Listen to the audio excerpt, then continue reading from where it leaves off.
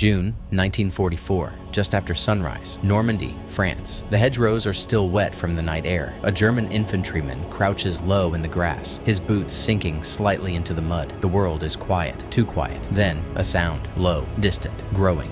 He tilts his head. You can almost hear it with him now, that deep mechanical hum rolling across the sky. He looks up. At first, it's nothing but shadows moving through the clouds. Then the shapes sharpen. Transport aircraft, dozens of them, and suddenly the sky opens. Parachutes bloom overhead, white against gray morning fog. But something is wrong. These parachutes are too large, too heavy. The soldier squints, raising his hand to block the light, and that's when he sees it. Steel, not men, tanks, American Sherman tanks, falling from the sky. For a moment, his brain refuses to understand what his eyes are seeing, because this wasn't how war was supposed to work. And somewhere above him, inside one of those descending machines, an American crew grips their controls, preparing for impact. The first tank hits the ground hard. The earth doesn't just shake, it explodes. Mud and water burst outward in a violent shockwave, splattering across uniforms, trenches, faces. The parachute collapses instantly, dragged across the field like a dying animal. For a split second, everything freezes. Then the engine roars. Inside the Sherman, a young American lieutenant leans forward, hands locked tight on the controls. His world is small, metal walls, shaking instruments, the smell of oil and heat. No speeches, no hesitation, just one thought: move. Outside, German soldiers scramble, slipping in the mud as they try to reposition. Some raise rifles, others just stare, because more tanks are coming down. Not one, not two, but many. The sky is filling with them. A turret begins to turn, slow, mechanical, deliberate. It stops, a target locked, and then the first shot cracks across the battlefield. A blinding flash, a thunderous boom. A machine gun nest disappears in fire and splintered wood. And just like that, the battle doesn't begin. It detonates. This wasn't one attack, it was many, happening all at once. From the sky, from the ground, from everywhere, the Germans weren't ready. Behind the lines, German commanders were already losing control. Reports came in faster than decisions could be made, and none of them made sense. The battlefield unravels in seconds. German infantry scatter across the mud, boots slipping, bodies colliding as discipline dissolves into instinct. Orders are shouted, but they don't land, not anymore, because above them, it hasn't stopped. More parachutes open, only this time it isn't steel, it's men. American paratroopers drop through the smoke-filled sky, legs braced, rifles slung tight across their chests. They hit the ground hard, rolling, recovering, already moving. Training takes over. Within moments, they're linking up with the Shermans, infantry and armor, together. A coordination the Germans weren't expecting, a coordination they weren't ready for. One soldier looks back toward the sky. You can almost feel what he's thinking. How many more? Because every time the smoke clears, there's another tank, another parachute, another wave. And suddenly, the realization begins to creep in. This isn't a single assault. It's something much worse. Behind the lines, German commanders were already losing control. Reports came in faster than decisions could be made, and none of them made sense. The line didn't fall. It shattered. Not from one blow, but from pressure everywhere. Inside the Sherman, the engine climbs to a roar. The hull vibrates beneath the crew's boots as the driver pushes forward, metal grinding against mud. Every control input is heavy, deliberate. This isn't speed, this is weight. Outside, the tank lurches into motion, tracks biting deep into the earth, tearing through hedgerows that once defined the battlefield. Barbed branches snap, soil collapses, nothing holds. The turret begins to rotate, slow at first, then precise. A target emerges through smoke, locked, fired. The recoil punches backward through the chassis, the shock rippling through every bolt and plate. Another position disappears in a bloom of fire and debris. Above, more paratroopers descend, drifting into position like pieces falling into place. On the ground, they move with purpose, covering angles, securing gaps, advancing with the tanks as if this had been rehearsed 100 times before, because in a way, it had. For the Germans, the battlefield is no longer familiar. The hedgerows no longer protect, the lines no longer hold, and the most dangerous realization is starting to take shape. This enemy doesn't just attack, it arrives everywhere at once. The line didn't fall, it shattered. Not from one blow, but from pressure everywhere. The first defensive line doesn't fall all at once. It fractures. A Sherman rolls straight through a hedgerow, its tracks grinding over roots and soil, crushing the position behind it. Men scatter before it, not as a unit, but as individuals. A German officer stands in the trench, shouting orders. Hold the line, but the line is already gone. Artillery crews scramble to realign their guns,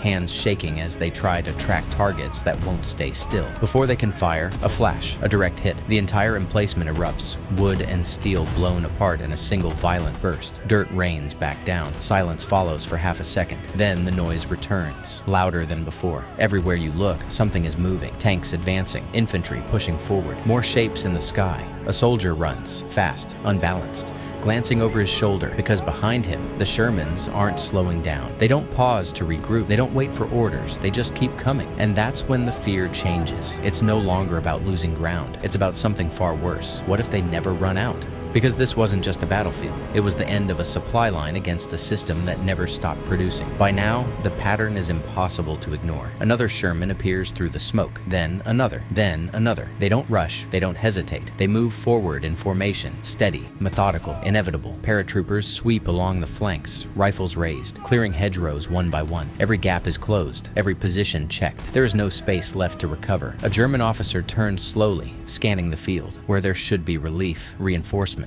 Something. There's nothing. Just more Shermans, rolling out of the haze like they've been there all along. One is hit. A sharp crack echoes, armor pierced, smoke pouring from the hull. For a moment, it looks like a victory. The tank grinds to a halt. Flames begin to rise, but then another Sherman rolls past it. Then another. They don't stop. They don't even look back. The destroyed tank becomes just another piece of debris on the battlefield, and that's when it finally sinks in. It doesn't matter how many you destroy, because there's always another one behind it, somewhere behind the front. The realization had already arrived. Not spoken, not ordered, just understood. A Sherman's barrel turns, slowly, deliberately. It tracks a group of German soldiers running across open ground. For a split second, time feels stretched, like the battlefield itself is holding its breath. Then, fire. The blast tears through the position, the explosion rolling outward in a wave of dirt, fire, and shattered wood. Bodies hit the ground. Others keep running, but not in formation, not with purpose, just running. Tracks churn forward behind them, crushing hedgerows, flattening cover, erasing the terrain that once gave them protection. Every step backward only exposes them more. A paratrooper hits the ground beside a Sherman, rolling through mud, already raising his rifle. He doesn't hesitate, because the machine beside him doesn't hesitate. Another explosion rips through what's left of a defensive position. Another line disappears, and now there's nothing left to reorganize around. No strong point, no fallback, only open ground and advancing armor. This isn't a battle anymore, it's collapse. It doesn't happen all at once. There's no single command, no signal passed down the line, just a moment where movement slows. A German officer stands in the open, hands gripping his helmet so tightly his arms tremble. Around him, the battlefield continues, but for him, something has already ended. He looks up. More Shermans move through the smoke, not rushing, not stopping, just continuing. Nearby, a soldier drops his rifle. It sinks into the mud with a dull, final sound. Another follows, then another. Hands begin to rise, slowly, uncertainly, like the body is making the decision before the mind fully accepts it. No one wants to be the first, but someone always is. And once it starts, it spreads. Because what do you fight when destroying the enemy changes nothing? When every victory is immediately replaced? The realization settles in, heavy and unavoidable. This is not an enemy you defeat. This is an enemy you survive. You weren't fighting a tank. You weren't even fighting an army. You were fighting something much larger, something that could lose and still keep coming. The gunfire fades, not all at once, but in fragments. A shot here, an echo there, and then nothing. Smoke drifts slowly across the shattered fields of Normandy. The ground is torn open, craters filled with dark water, hedgerows ripped apart, equipment scattered where it fell. Sherman tanks roll forward, no longer firing, just moving, past abandoned rifles, past broken positions, past the places where the line once held. They don't stop for the wrecks. Burned out hulls sit in the mud, silent reminders of the few that didn't make it. But they don't slow the advance, because behind every destroyed Sherman there had been another, and another, and another. A German officer stands in the distance, motionless, watching them pass. Not in anger, not even in fear, just understanding. High above, the view begins to pull back. The battlefield shrinks beneath a rising sky. Smoke columns stretch upward, fading into the light of late morning. What remains isn't just destruction, it's a realization that would stay with those who survived. You weren't fighting a single tank. You weren't even fighting a single army. You were fighting a system, one that could lose again and again and still keep coming.